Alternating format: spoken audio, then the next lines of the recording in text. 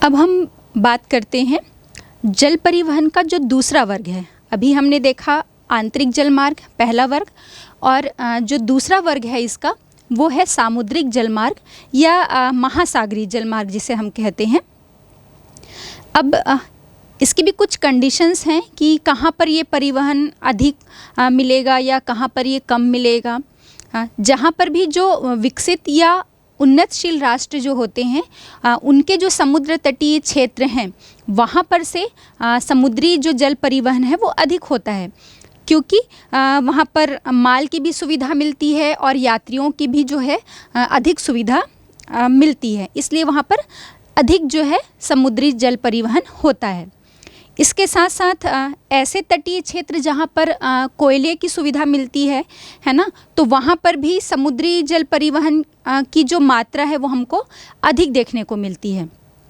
इन सब के अतिरिक्त जहाँ पर जिन बंदरगाहों में या जिन तटीय क्षेत्रों में जो सुविधाएं हैं और यात्री जो हैं माल जो है वो अधिक मात्रा में मिलता है, वहाँ पर भी इस टाइप का जो जल परिवहन या समुद्री मार्ग से वहाँ पर परिवहन जो है वो अधिक मात्रा में किया जाता है।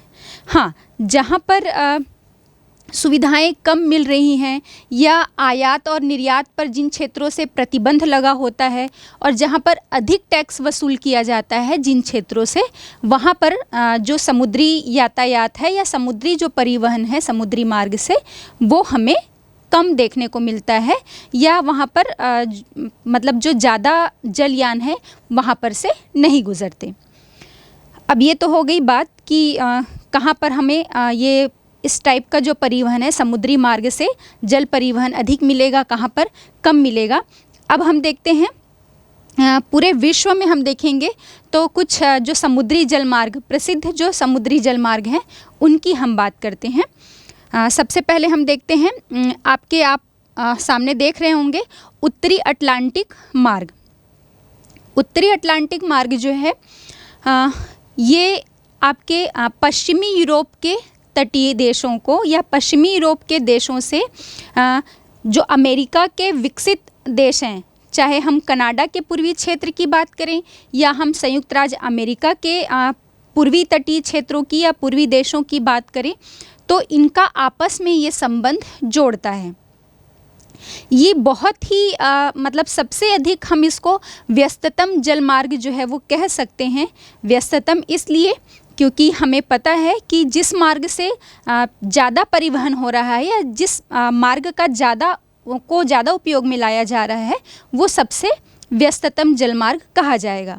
तो चूँकि ये पश्चिमी यूरोप भी हमको पता है विकसित राष्ट्र है और औद्योगिक राष्ट्र है ना, और साथ ही साथ हमारे जो हमने बात की अभी, चाहे वो संयुक्त राज्य अमेरिका का पूर्वी क्षेत्र हो या कनाडा का पूर्वी क्षेत्र, विकसित राष्ट्र के रूप में हैं, तो दोनों के बीच संबंध स्थापित कर रहा है। तो सबसे ज़्यादा व्यापार यहाँ पर होता है क्योंकि इन्हीं क्षेत्रों में जनसंख्या का सबसे अधिक संकेंद्रण देखने को मिल रहा है। जनसंख्या का संकेंद्रण अधिक है तो वस्तुओं का परिवहन भी अधिक हो रहा है, और वस्तुओं का जब परिवहन हो रहा है तो यात्री और जो माल दोनों अधिक मात्रा में मिलने के कारण ये जो एरिया है या हम ये कहें ये जो जल मार्ग है उसका सबसे ज़्यादा उपयोग किया जाता है, या हम ये कह रहे हैं कि ये सबसे अधिक व्यस्ततम जल मार्ग है। अब हम देखते हैं इस मार्ग को एक वृहद ट्रंक मार्ग भी कहते हैं, है ना, वृहद ट्रंक मार्ग। इसको आपको याद रखना होगा। एक ऑब्जेक्टिव टाइप का प्रश्न ये पूछा जा सकता है कि किस मार्ग को वृहद ट्रंक मार्ग के रूप में भी जाना जाता है, तो उत्तरी अटलांटिक मार्ग जो है वो वृहद ट्रंक मार्ग के रूप में भी जाना जाता है। अब इसकी हम और कुछ महत्वपूर्ण बातें देखते हैं। यदि हम विश्व में जितने भी जल मार्ग हैं वहाँ पर जितने जलयान चलते हैं तो उसमें सबसे अधिक जो है वो यहीं पर जलयान का परिवहन होता है। लगभग 1/4 या हम ये कहें कि 25% जो है जलयान यहीं पर से गुजरते हैं।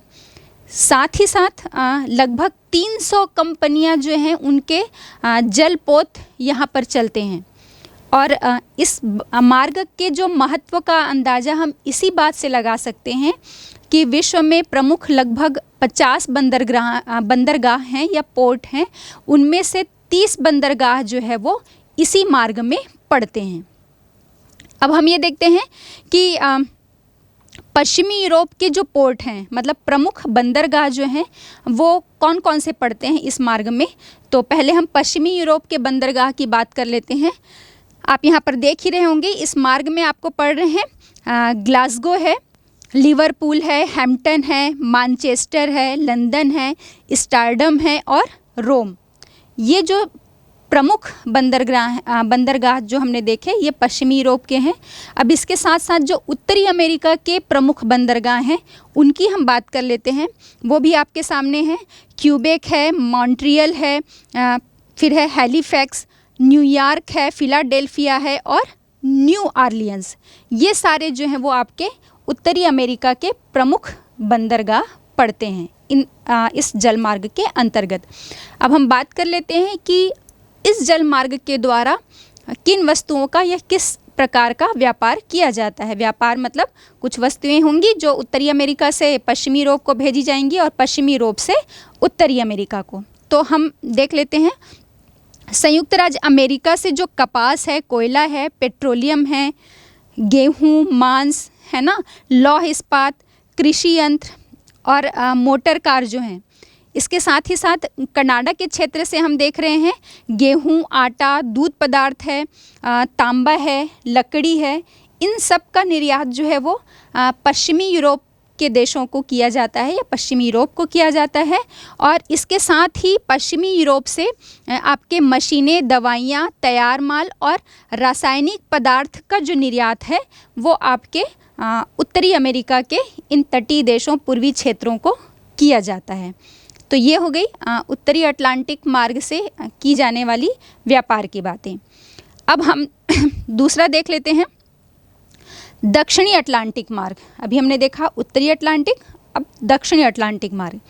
दक्षिणी अटलांटिक मार्ग का जो महत्व है वो उत्तरी अटलांटिक मार्ग की अपेक्षा उतना अधिक नहीं है। क्यों? पहले तो हम ये देख लेते हैं कि ये किन किन देशों को आपस में जोड़ता है। दक्षिणी अटलांटिक मार्ग जो है वो आपके पश्चिमी यूरोपीय देशों को आपके पश्चिमी अफ्रीका और दक्षिणी अमेरिका के ब्राज़ील, अर्जेंटीना और उरुग्वे से जोड़ता है। यहाँ पर आप मानचित्र में देख भी पा रहे होंगे, आपके पश्चिमी यूरोप वहाँ से रास्ता आया है आपके पश्चिमी अफ्रीका, और पश्चिमी अफ्रीका होते हुए ये दक्षिणी अमेरिका के, पूर्वी दक्षिणी अमेरिका के आपके हमने बात की भी ब्राज़ील है, अर्जेंटीना है और उरुग्वे। यहाँ पर जो स्थित बंदरगाह हैं इनका ये आपस में संबंध स्थापित करता है या इन्हें ये आपस में जोड़ता है। अब हम देख लेते हैं कि यहाँ पर उत्तरी अटलांटिक मार्ग की अपेक्षा यातायात भी कम होता है या इस जल मार्ग का उपयोग जो है वो कम होता है, क्योंकि यहाँ पर चाहे हम बात करें पश्चिमी अफ्रीका की या हम बात करें दक्षिणी अमेरिका की, तो यहाँ पर जो उत्पाद होते हैं, वस्तुएं जो उत्पादित होती हैं वो लगभग समान वस्तुएं जो है वो उत्पादित होती हैं। चाहे हम कहवा की बात करें, कपास की बात करें, तो ये कुछ कारण हैं जिसके कारण इस जलमार्ग का उपयोग जो है वो बहुत कम होता है। साथ ही साथ हम इसमें ये देखते हैं कि इनका जो आर्थिक और औद्योगिक महत्व है, इन क्षेत्रों का आर्थिक और औद्योगिक महत्व भी जो है वो जो उत्तरी अटलांटिक में के तटीय क्षेत्र या उस जलमार्ग के में जो देश पड़ रहे थे या क्षेत्र पड़ रहे थे उनकी अपेक्षा इनका महत्व कम है। पहला, समान उत्पाद हो रहे हैं और दूसरा, आर्थिक और व्यापारिक महत्व भी इनका कम है। अब हम देखते हैं कि व्यापार कौन कौन सा किया जाता है। तो हम देख रहे हैं दक्षिणी अमेरिका जो है वो यहाँ से इस तटीय क्षेत्र से हमको कहवा, कपास का निर्यात जो है वो पश्चिमी यूरोप के देशों को या पश्चिमी यूरोपीय देशों को किया जाता है, और इसके बाद जो निर्यात माल है वो पश्चिमी यूरोपीय देशों से इन्हें इसके बदले जो निर्मित माल या तैयार माल किया जाता है उसका निर्यात फिर से इन पश्चिमी अफ्रीकी देशों को या पूर्वी दक्षिण अमेरिका के देशों को किया जाता है। तो ये हो गई बात आपके दक्षिणी अटलांटिक मार्ग की।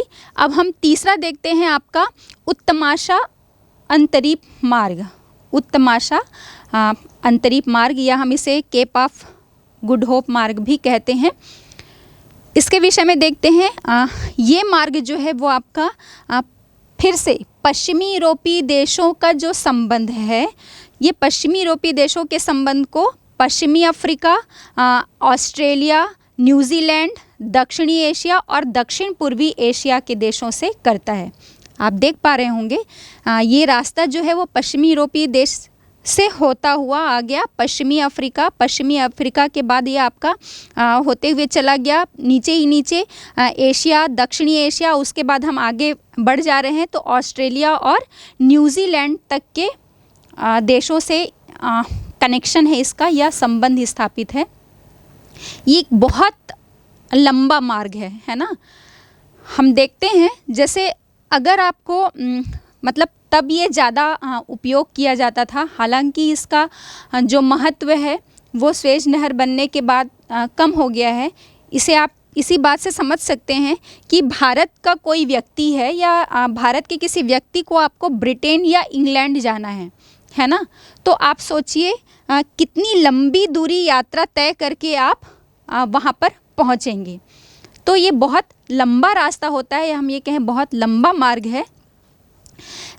ये जो मार्ग है वो पूरा आपके अफ्रीका के पूरे चक्कर काटता हुआ दक्षिण पूर्वी एशिया या दक्षिणी एशिया या फिर ऑस्ट्रेलिया और न्यूजीलैंड पहुंचता है ना।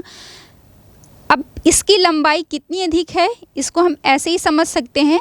जो लिवरपूल है, लिवरपूल से यदि हम निकलते हैं और कोलंबो तक हमको जाना है तो लिवरपूल से कोलंबो तक के बीच की जो लंबाई है वो स्वेज नहर के मुकाबले, या हम ये कहें कि यदि हम स्वेज नहर मार्ग से यात्रा करते हैं तो इस मार्ग के मुकाबले लिवरपूल से कोलंबो के बीच की लंबाई जो है वो लगभग 6400 किलोमीटर लंबाई इसकी अधिक पड़ती है।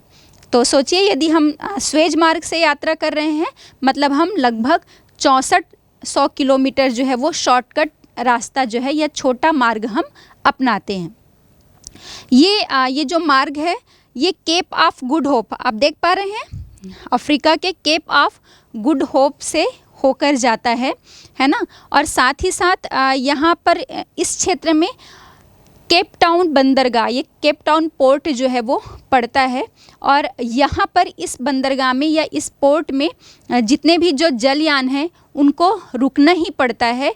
वो इसलिए रुकना पड़ता है कि केप टाउन से यदि वो आगे ऑस्ट्रेलिया, न्यूजीलैंड, एशिया, पूर्वी एशिया, दक्षिण पूर्वी एशिया इन देशों को जाएं या फिर उत्तर की तरफ ये चले जाएं आपके पश्चिमी यूरोप के जितने भी देश हैं वहाँ पर यदि चले जाएं, ब्रिटेन, इंग्लैंड की तरफ चले जाएं तो दोनों तरफ जो है इन्हें बहुत लंबी यात्रा करनी पड़ती है। इनका डिस्टेंस जो है वो बहुत अधिक होता है।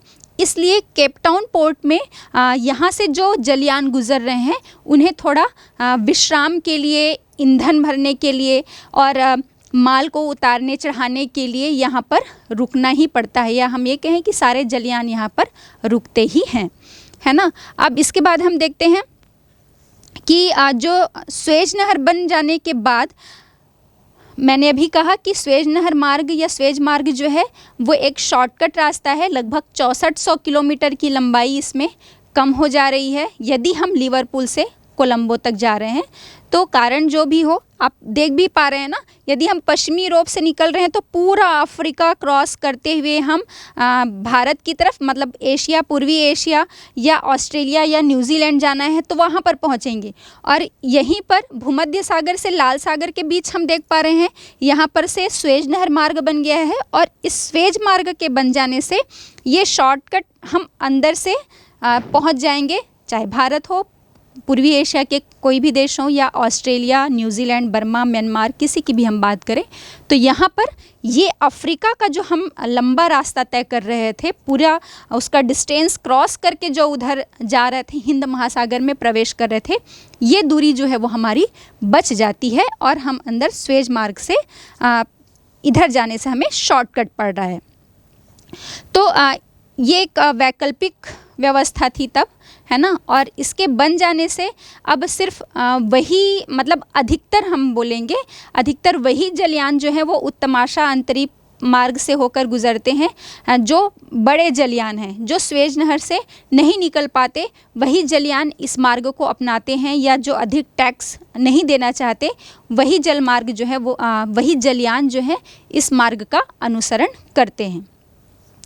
अब हम बात करते हैं कि इस मार्ग में प्रमुख बंदरगाह या पोर्ट कौन कौन से पड़ते हैं। तो इस मार्ग में पड़ने वाले प्रमुख बंदरगाह जो हैं वो न्यूयॉर्क देख रहे हैं हम, लंदन है, फिर अफ्रीका के केप टाउन आ गए हम, फिर कोलंबो है, फिर ऑस्ट्रेलिया में हम पर्थ और सिडनी और सिंगापुर, है ना, एशिया के सिंगापुर की हम बात कर रहे हैं। तो ये प्रमुख बंदरगाह हैं जो आपके उत्तमाशा अंतरिक्ष मार्ग में पड़ते हैं। इसके बाद हम ये देख लेते हैं कि इन क्षेत्रों से किसका व्यापार किया जाता है।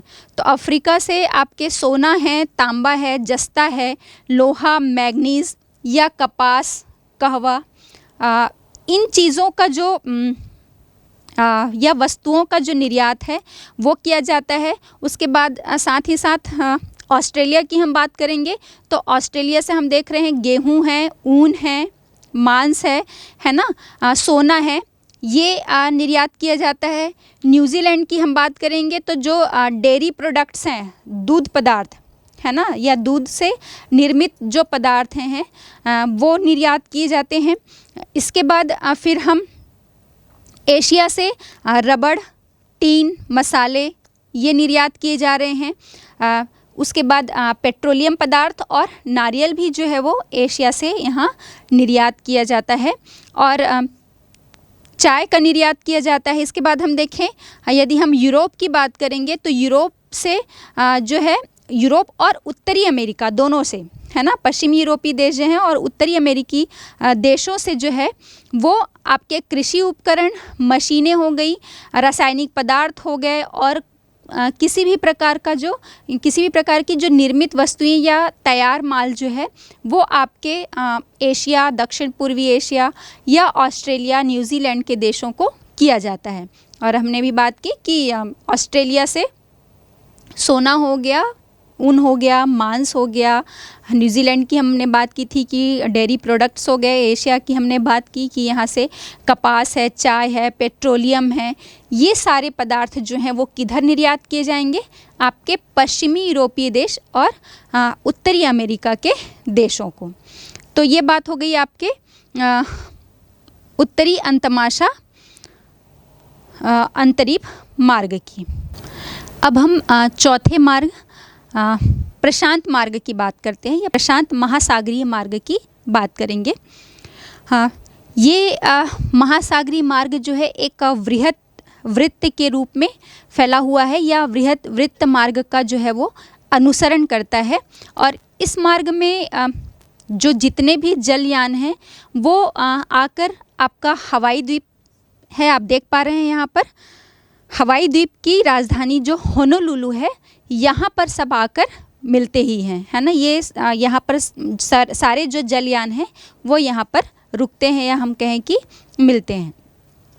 अब हम ये देखते हैं कि प्रशांत महासागर के आर पार हम देख रहे हैं उत्तरी अमेरिका, दक्षिणी अमेरिका है, और हम यदि घूम कर इधर जा रहे हैं तो आपका उसका जो पूर्वी क्षेत्र है वहाँ पर एशियाई देश और ऑस्ट्रेलिया पड़ता है। तो इसके आर पार जो है पूरा एक वृहत वृत्त के रूप में जो है सीधा मार्ग बनाकर जो वैंकूवर और याकोहामा को जोड़ता है, ये आपका उत्तरी प्रशांत मार्ग साथ।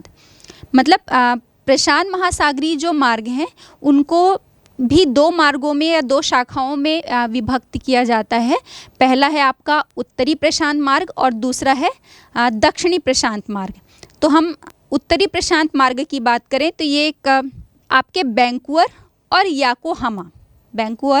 याकोहामा को जोड़ता है। अब हम ये देखेंगे कि इस मार्ग के जो सहारे हैं उत्तरी अमेरिका का जो पश्चिमी तट है ना, वहाँ पर जो स्थित बंदरगाह हैं, मतलब हम पहले या उत्तरी प्रशांत मार्ग की हम बात कर रहे हैं, तो उत्तरी प्रशांत मार्ग जो है वो उत्तरी अमेरिका का, हम देख पा रहे हैं यहाँ पर उत्तरी अमेरिका का ये क्या है आपका पश्चिमी तट है, और उसका संबंध वो किससे स्थापित करता है, एशिया, है ना, पूर्वी एशिया के तट पर स्थित बंदरगाहों से उन दोनों का ये संबंध जो है वो स्थापित करता है।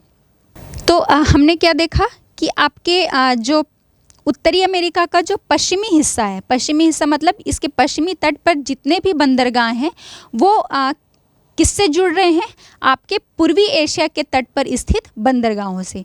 तो उत्तरी प्रशांत मार्ग जो है वो आपके उत्तरी अमेरिका या हम ये कहें कि पश्चिमी उत्तरी अमेरिका के बंदरगाहों का संबंध जोड़ रहा है आपके पूर्वी एशिया के तटों पर स्थित बंदरगाह से। अब हम इसमें ये देख लेते हैं कि जो प्रमुख बंदरगाह हैं वो कौन कौन से हैं। तो प्रमुख बंदरगाह आपके अमेरिका, यदि हम उत्तरी अमेरिका के प्रमुख बंदरगाह की बात करें तो हम देख रहे हैं वैंकूवर है, सिएटल है, आपका पोर्टलैंड पड़ रहा है और ये सन फ्रांसिस्को, ये प्रमुख बंदरगाह पड़ते हैं आपके उत्तरी अमेरिका में। उसके बाद यदि हम बात करें कि एशिया में प्रमुख कौन कौन से बंदरगाह हैं, तो वो है आपका याकोहामा है, उसके बाद शंघाई है, चीन का हांगकांग है ना, मनीला है और सिंगापुर। ये एशिया के प्रमुख बंदरगाह हैं जो आपस में जुड़े हुए हैं, उत्तरी अमेरिका के और उत्तरी अमेरिका के पश्चिमी बंदरगाह और पूर्वी एशिया के तटीय बंदरगाह। यदि हम वैंकूवर से याकोहामा तक जाते हैं तो यात्रा की जो दूरी है वो ये प्रशांत मार्ग जो है लगभग 2480 किलोमीटर की दूरी जो है वो कम हो जाती है।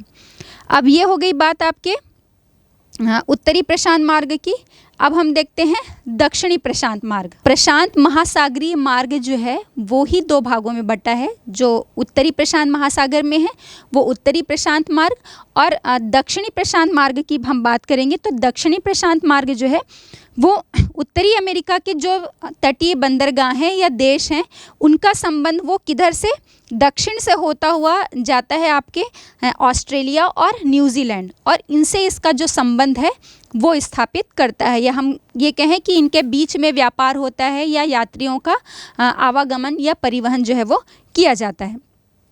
ये मार्ग जो है वो तो हो गया कि भाई उत्तरी अमेरिका और साथ ही साथ यदि हम कह दें कि पश्चिमी यूरोप के जो देश हैं, है ना, उत्तरी अमेरिका और पश्चिमी यूरोपीय जो देश हैं उनका संबंध ऑस्ट्रेलिया और न्यूजीलैंड, और इसके साथ साथ ऑस्ट्रेलिया और न्यूजीलैंड के साथ साथ जो प्रशांत महासागर के जो बिखरे हुए द्वीप हैं उनका भी संबंध ये आपस में उनको जोड़ता है। इस मार्ग के जो जलयान है जो इस मार्ग से गुजर रहे हैं वो जलयान जो है वो आपके हांगकांग, फिलीपींस और इंडोनेशिया की तरफ भी जाते हैं। हांगकांग, फिलीपींस और इंडोनेशिया की तरफ भी जाते हैं, थोड़ा आगे ऊपर की तरफ, मतलब ये आ गया ऑस्ट्रेलिया, न्यूजीलैंड, और उसके बाद ऊपर ये चले जाएंगे इंडोनेशिया और चीन के हांगकांग, जापान के फिलीपींस द्वीप समूह तक भी जाते हैं इस मार्ग के जो जलयान है वो।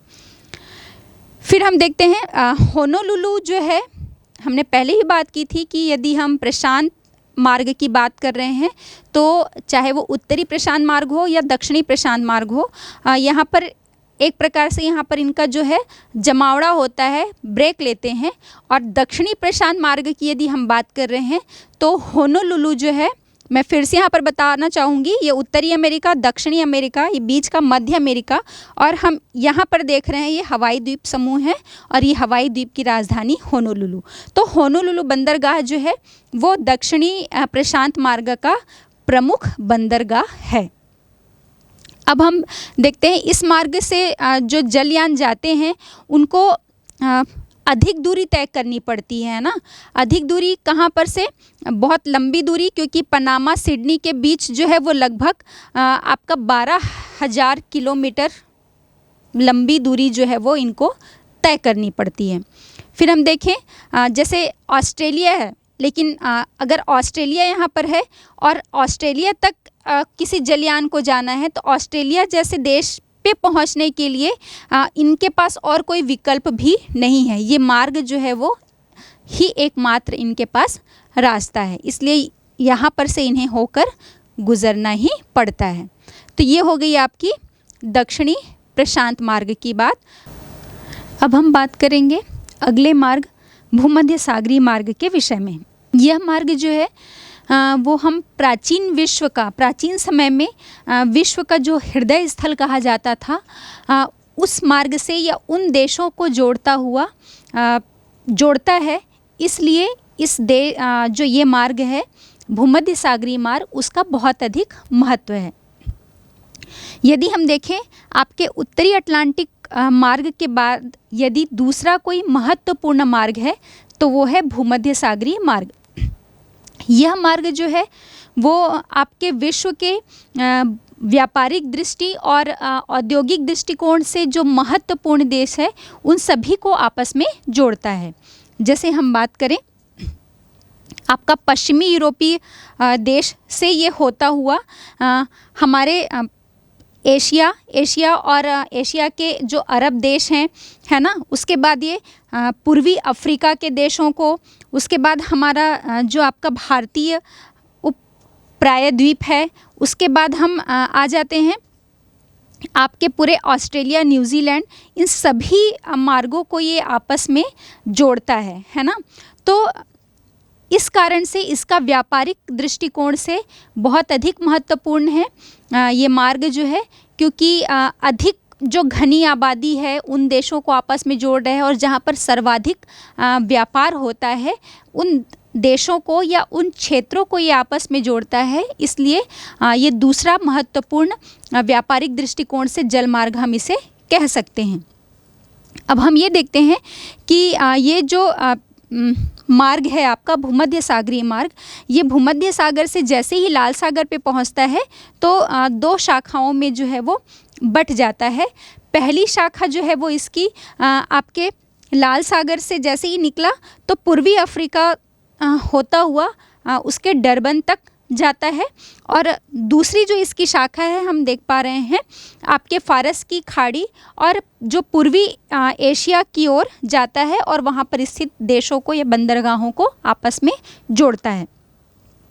अब हम देखें इसकी कि प्रमुख जो बंदरगाह हैं वो कौन कौन से हैं, तो रोम है, काहिरा है, तेल अबीब है, पोर्ट सईद है ना। ये जो है वो इस मार्ग के सबसे प्रमुख या महत्वपूर्ण जो है वो बंदरगाह हैं। इस मार्ग के द्वारा जो पूर्वी अफ्रीकी देश हैं वहाँ से और एशियाई देशों से कच्चा माल जो है वो यूरोपीय देशों को, पश्चिमी यूरोपीय देशों को निर्यात किया जाता है, और बदले में पश्चिमी यूरोपीय देशों से जो तैयार माल है वो इन देशों की ओर होता है। तो हम देखते हैं एशिया और अफ्रीका से, है ना, एशिया और अफ्रीकी देशों से प्रमुख रूप से जो कच्चा माल जैसे गेहूं है, शक्कर है, चाय है, कहवा, तिलहन, मसाले या पेट्रोलियम जो है वो पश्चिमी यूरोपीय देशों को किया जाता है, और बदले में पश्चिमी यूरोप से आपके एशिया और अफ्रीका को रासायनिक पदार्थ जो हैं, इंजीनियरिंग जो माल हैं और किसी भी प्रकार के जो तैयार माल हैं वो पूर्वी अफ्रीकी और एशियाई देशों को की जाती है। तो ये भी एक महत्वपूर्ण जल मार्ग है। अब इसके बाद हम देखते हैं हिंद महासागरीय मार्ग। हिंद महासागरीय मार्ग जो है वो आपके जो हिंद महासागर के जितने भी तटवर्ती देश हैं ये सारे तटवर्ती देशों को आपस में इनका संबंध स्थापित करता है, आपस में इन्हें जोड़ता है। हम बात करें कि किस प्रकार इसके जो प्रमुख बंदरगाह हैं, व्यापार से पहले हम इस मार्ग में पड़ने वाले प्रमुख बंदरगाह की बात कर लेते हैं। तो हम देख रहे हैं कोलकाता है, चेन्नई है, मुंबई है, कोलंबो है, कराची, रंगून और सिंगापुर के साथ साथ ऑस्ट्रेलिया का पर्थ जो है वो इस मार्ग के महत्वपूर्ण बंदरगाह हैं जहां से व्यापार किया जाता है। अब हम देखते हैं कि किस तरह का व्यापार किया जाता है। तो भारत से जो है चाय, जूट, सूती वस्त्र हो गए, सीमेंट, तैयार माल जो आपके पूर्वी अफ्रीका, पश्चिमी एशिया और पूर्वी देश और ऑस्ट्रेलिया को किया जाता है, और ऑस्ट्रेलिया से जो है यहाँ पर गेहूं है, मांस है और सोना, ये सारा जो निर्यात है। और साथ ही साथ हम देखेंगे अरब देशों से पेट्रोलियम, ये जो है इनका अन्य हिंद महासागरीय जितने भी हिंद महासागर के जो तटवर्ती क्षेत्र या तटवर्ती यहाँ पर देश हमको दिख रहे हैं इनकी ओर किया जाता है। तो ये बात हो गई आपके हिंद महासागरीय मार्ग के विषय में। अब हम देखेंगे इनके अलावा हम ये कहें तो कुछ अधिक नहीं होगा कि मनुष्य का जो महत्वपूर्ण चमत्कार के विषय में जो जिसने परिवर्तन ला दिया, एक नया आयाम गढ़ा है इसके व्यापार और औद्योगिक उन्नति में, वो मार्ग कौन सा मार्ग बना है? स्वेज नहर मार्ग के निर्माण के बाद, या हम ये कहें कि स्वेज नहर जो है वो मनुष्य की उन्नति का एक चमत्कारिक कदम है, जिसके बाद से पूरे विश्व में व्यापारिक जो है परिवर्तन या व्यापारिक चमत्कार के दृष्टि से हम ये देखें कि इसकी जो दूरी है, जो बहुत अधिक लंबी दूरी तय करके जलयानों को जाना पड़ता था, तो वो दूरी बहुत कम रह गई है स्वेज नहर के बनने के बाद से, क्योंकि इसका व्यापारिक दृष्टिकोण से बहुत महत्व है। ये विकसित और औद्योगिक दृष्टिकोण से जो उन्नत राष्ट्र हैं सभी का आपस में एक संबंध जो है वो स्थापित करता है। तो हम बात करते हैं आज इन मार्गों के अलावा हमारे और दो प्रमुख बंदरगाह या मार्ग हैं, लेकिन ये आपके नेचुरल प्राकृतिक नहीं हैं, ये कृत्रिम बंदरगाह हैं। तो हम बात करते हैं स्वेज नहर और पनामा नहर के विषय में।